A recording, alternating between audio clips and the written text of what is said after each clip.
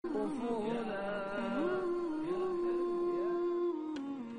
Mihcen radıyallahu ta'ala anh. Ebu Mihcen bir adam geçiptir, sahabalan biri. Hazreti Ömer radıyallahu anh haddehu Ömer ibn al-Khattab radıyallahu anh fil khamri 7 merrat. Bir Ebu Mihcen heyur batır adammıştır. Ceng meydanının yerini evine adam durup bilmeyenmiş. Hem özünün heykeli batırmıştır, özünün cüssesi, gövresi olukanmıştır. Hem yüreği gayratlımış. Ama Hazreti Ömer mini 7 aytar başka vakti araqçıya deyip şallığa yatırıptır. Şol günahı bağmış kabul adamı. لما كان يوم القادسية أتي سعد رضي الله عنه بأبي مهجن. Aham bir yurtdan bir yurda qaçıp gitýär ýanky batır adam. Aham şomuğada da Cengi Qadisiye İslam'ın qoşuny leşkeri bilen Sasani padşaly Yezdicert we farmandehide oturan Rustam'ın qoşuny İslam qoşuny bilen uly jeng meydany Kufede Kahesifidin gaptalyna Qadisiye diýen ýerde uly jeng bolýar. 7-8 min sahabalar şehit bolan ýerler. Ol batır adam da qaçıp şu jeng meydany gelipdir. Hazreti Ömer da meni eşitipdir. Nama ýazypdyr musulmanlaryň farmandehisinde oturana. Hazreti Ömer musulmanlara Sa'd ibn Abi Waqqasy goýýarda, nama ýazypdyr Ebu Mihcen barsa şonu zınjyrlap bir ýerde sakla diýipdir. Ayagyna zınjyr vur diýipdir. Ayagyna zınjyr vurulyp meni otaga salypdyrlar. Uly jengde daşarda bar. Uly jengde daşarda bar. Cengi Qadisiye jahannam ma'ruf. Aham Hazreti Sa'd bir yara düşüpdir. Hazreti Sa'd şu farmandehide oturan musulmanlaryň başyna. Hazreti Ömer şu musulmanlaryň başyna bibertirdi. Aham bir yarasy sebepli din jalmadan çyryp istirahatdan çyryp öýe girip aham ýokary çykyp bir penjaradan ýöne etekli urşup durullar gözlemek ýagdaýa girmeli bolupdyr. Bir öýe girip şayetde bir neçe rivayetlerde şu Kahesifidin öýüdüdür diye. Ki Yezdicerdinki di Odal Husru Pervizinki. Ama yankıda zınjır vurgulla şu öýüň içinde. واشتد القتال فاستعفاه واستقاله فزبره ورده. Ayak zınjırly batır adam jydamaýan jeng meydana giresi geldi. Can bagşla mendir.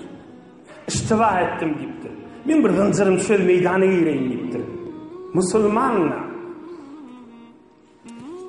kalbinde iman gömüşke kakırlı olansan özüne namus etdiýänmişdir zınjyryň eteğine ýatarlygyna. Ey ýaş oglan, gursugynyňky imany çaýkanyp ayagyna zınjyr vurulypdyr. Ýürüjek bolsa zınjyrlar bilen bile ýürüýmeli. Ýoksa eli açykmışdyr. Şu zınjyrlar süýräp Hazreti Sa'da gaşyn ýalwarypdyr. Meni bir azat etjek meydana gireýin diýipdir. İman nuri içinde çaykanyp duranmamışdyr. Ýok diýipdir. Hazreti Ömer maňa nama ýazdy diýipdir. Başarmaýan diýipdir. Aham ýokary çykypdyr. Fara'a Ebu Mihcen imra'at Sa'd faqala ya Salma hal laki ila khayr qalat wa ma zaka. Hazreti Sa'd'ın venanasy ýetip barýanmış. Hazreti Sa'd ýokarky tabaga penjaradan gözläp duranmış. Uly jeng meydan. Ahmyan Ebu Mihcen aýdypdyr. Hazreti Sa'd'ın venanasy ýetip barýaka. Sen bir soğa diýşetsene diýipdir. Onda näme işe diýipdir? Men ayağımın zınjyryny düşürdikdir. Kulfy açdyk. Allah üçin wada berýän diýipdir. Eger ölmesem diýipdir, ýene gelip ayağımı zınjyra salaýyn diýipdir. Eğer ölsen de dinar sana diptir. Faqala ve ma ana ve zalik yevmin men başarmam diptir. فجعل يرصف في قيودي قائلا كفى حزنا أن ترتدي الخيل بالقنا وأترك مشددا على وثاقة قشوشب yanmağını dörttür. Vaq bağrım yanıp var ya musulmanla atışvati men dınzırda dönüdür. Bakır adammış. Men dınzıra çalışıp batayım miptir. Doğru otaqda büküp dınzır bilen qadam vurjak bolyan bolmaly. Mundan anırda ökünç bolacak mı deyip kan qoşqalar oqydy. Faqalat raditu bi ahdik. Ohum dinana saydıptır. Bolya Huday için va'de verdin men dınzır çözeyin deyiptir. Dınzırın çözüptür.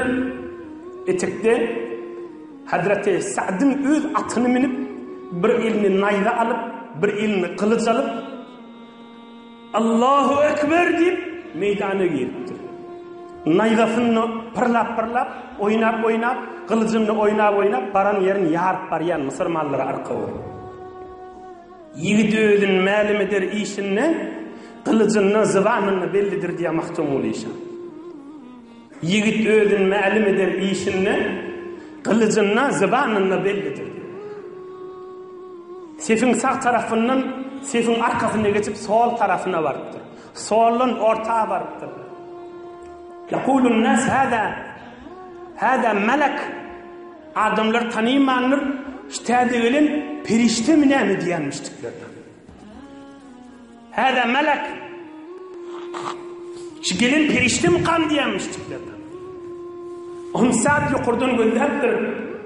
الضبر الضبر البلقاء والطفر الطفر أبي مهجن وأبو مهجن في القيد.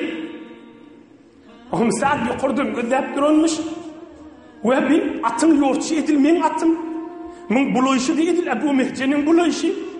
Ebu Mehcen'in ki zınzırdı. Ey Can Huday Nacire veliyadip o da gözlep durulmuştu. الضبر ضبر البلقاء والطفر طفر أبي مهجن وأبو مهجن في القيد. Bu atın yoğurtçu edilmeyen atın. Min bulayışı edil Ebu Mehcen. Ve bir de ki zınzırdı ayağı zınzırdı. فلما هزم العدو وهم ما هو serfiliptir kafirle iyidini. Yortayıp girip ayağını zıncırda koyup yine kulfunu vurttur. Ohum koşu ediptir. لقد علمت ثقيف غير فخر بأننا نحن أكرمهم سيوفا وأكثرهم دروعا سابغات وأصبرهم إذا كرهوا وقوفا وأنا وفدهم في كل يوم فإن عملوا فسل بهم عريفا وليلة قادس لم يشعروا بي ولم أشعر بمخرجي زحوفا فإن أحبس فذلك بلائي وإن أترك أذيقهم هتوفا. من tayfan Sakif, Arapların Sakif tayfası, Batır tayfadanların deyiptir. Tekebbürlü edip aydamak deyiptir. Adamlara ağır gelen yerde evden gitkenlerin deyiptir. Eğer men tanıymasalı gören adamlardan sonra Kur'an deyiptir. Adisiyen giycesini beni tanıymadılar deyiptir. Men cini yoksa giyirdim evdedim deyiptir.